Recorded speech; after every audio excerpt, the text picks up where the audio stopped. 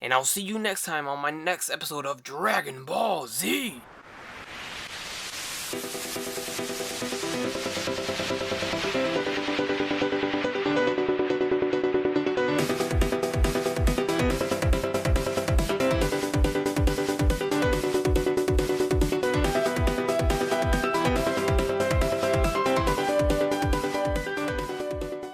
Hey, what's up guys, Hero94 bringing another action figure review, and this time we're going to take a look at the Dragon Ball Super Dragon Star Series Vegeta action figure by Bandai of America, I think it's called. It's not Tamashii Nations, it's not, it's not Figure Wars at all, but this is apparently the domestic release, the US release of figures that they're going to be doing. As long as they do well, I guess, they will continue it on. And this is Wave 1, we're going to start it off with Vegeta. He does have some accessories here and there, and then there's a Build-A-Figure piece, which is interesting. We do have Shenron to build, so that's awesome. So here's the front of the package. The side of the package, I really do like the art there. So we have Vegeta, very nice looking art. It's like a glossy print. There's the other side. The back shows all the other figures. So we have Super Saiyan, Goku, and Beerus for Wave 1, and Wave 2 is also listed on the back, and that contains the other 3 pieces or 4 pieces of Shenron, and it is Super Saiyan Vegeta, Frieza, and regular hair Goku. So instead of giving us alternate heads, they went ahead and made new figures for us to pay $20 for. So that's a bit of a jerk move. That seriously could have been an alternate head. Now my guess is that you're going to use the exact same body molds and just change the head, and I don't know how I'm going to feel about that. But here's the front of the package, and anyways, here's the figure. Let's get him out and see how he looks. Honestly, it's not that bad, okay? So we're all used to the SH Figuarts quality of stuff, so we can't look at it in that way because it's not the same. Half of the price of a Figuarts figure, so obviously you get what you pay for here. If you're going to go down on your budget and pay $20 for a figure, you're going to get lower quality figures. So this is, yes, a lower quality figure than SH Figuarts. So people are going to make the comparison, and okay, that's fine because that's what we got to compare it to. We're obviously not going to compare it to Irwin or Jack Pacific because those stand no chance. Now, that's one thing I can say is that this line is already better than Irwin and Jack Pacific ever was in articulation and looks and all that. Now, Irwin wasn't bad for its time. It did have bad articulation. They didn't articulate every piece of the body. Sometimes they didn't even articulate the elbows or the wrists, or, it was just standard arm, move up, move forward and back, and that was it. It was, it wasn't that good, but for its time, it was really, really good figures. If SH Figuarts never existed, this line would have probably been the best Dragon Ball Z line out there.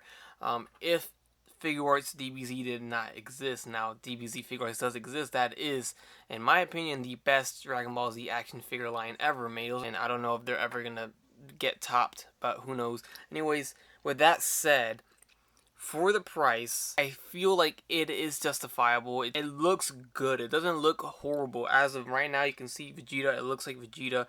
The colors aren't that bad, and you can even see it almost looks like an SH Figuarts a little bit.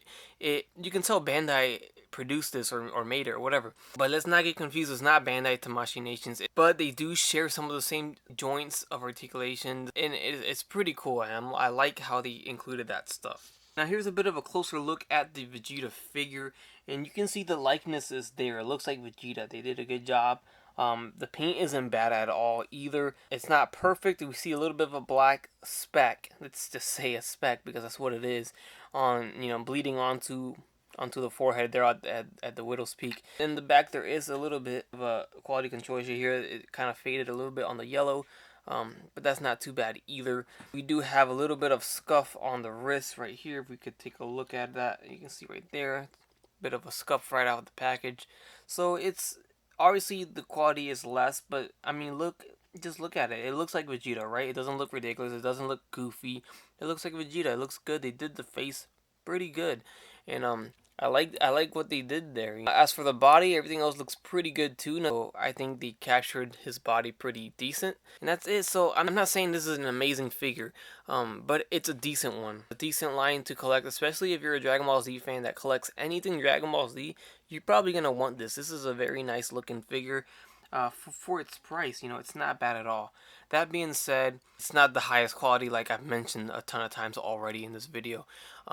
You can see it could use some more paint. It could use some more detail. They could have, you know, painted around the armor. They could have painted the lines within the armor. They could have just added some more detail to it, and it would have made it a little bit better. They could have had some shading to the legs, like Figure Arts does. They could have done all that, but I'm sure that would have made the figure go over budget, and we wouldn't be paying $20 for it. So anyways, he does come with accessories. It comes with 2 hands, so we got the fist on the figure, and then we have 2 open hands right here. He does not come with blast effects. Now I'm curious to see if they do that in the future, but as of right now, there's no blast effects for any figure. Just to build a figure piece, I know that's a term used for Marvel Legends, but that's what we're all going to call it, so it's a build a figure, whatever. It is Shenron. He comes with the torso of Shenron, pretty decently painted. And one thing I noticed, and I was hoping that it did come with articulation, but it does not. Shenron's not articulated at all, so the arms stay put in that position, and that's about it. Now, the Shenron won't be to scale at all. I feel like that could have been something they could have done, especially since this is a build a figure. They could have made this piece like 5 times bigger. It would have been like taking up half the package, but of course that could have taken away from the budget, and it probably wouldn't have been a $20 figure. I'm kind of thinking about Toy Biz days, but it would have been nice to see a gigantic Shenron. But we're gonna get a little mini Shenron, and I think it's gonna be very cool once it's all built. Nonetheless, you know, even though it's not to scale.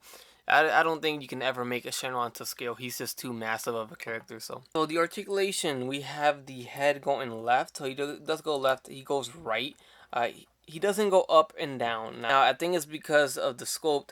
The hair prevents it from going up, and then they didn't really make the neck joint long enough. I guess you can say long enough, or they didn't add a certain piece of articulation to make it go down and up, because once it goes down, I mean, it doesn't go down. It just looks forward because that chin is just there, and I mean, I don't know. I feel like, you know, they made the neck too fat or something, or they just didn't give it that added piece of articulation to make it look down and up. So that's not even there. It's not like a ball jointed hinge. It's actually I actually don't want to pop it off. It looks like a ball joint. I don't want to pop it off though. I don't want to break it, but arms go forward and back. They go in and out. We have some good articulation here. We have a bicep swivel, double jointed elbows, swivel at the wrist. The wrist is a ball jointed hinge similar to SH Figure Arts. It actually looks exactly the same as an SH Figure Arts joint. Going down to the waist, it swivels at the waist. It goes forward and back just a little bit, and it kind of tilts just a little bit too. Now this is where it gets very similar to Figure Arts. The legs go forward and back, and it drops down exactly like the original SH Figure Arts figures did for Dragon Ball Z. So they both drop down to allow for more movement. So you could tell this is from Bandai. Forward and back, there is that thigh swivel exactly where it was for the SH Figure Arts line. And then we have double jointed knees, which all the joints are pretty tight and they bend really nicely. The ankles go forward. The ankles go forward and back.